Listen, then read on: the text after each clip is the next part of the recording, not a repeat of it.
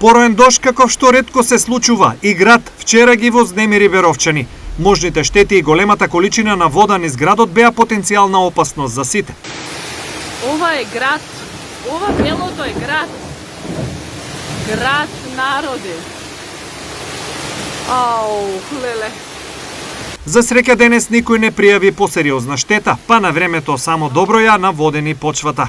До денес, од страна на физичките и правните лица нема доставено барање за надоместна поголема материјална штета, меѓутоа се уште е нелегално, доколку има, во зависност од она дали се однесува за објекти, односно за земјоделски посеви во соодветните институции, граѓаните може слободно да поднесат барања и во рамките на она што како буџетска можност имаме, би помогнале доколку има такви штети. Невремето единствено им донесе повеќе работа на комуналните служби кои во текот на денот улиците ги враќаа во нормална состојба. Во текот на утринските часови, значи после вчерашното невреме, значи на одредени јавни површини имаше доток на поголеми количини на кал,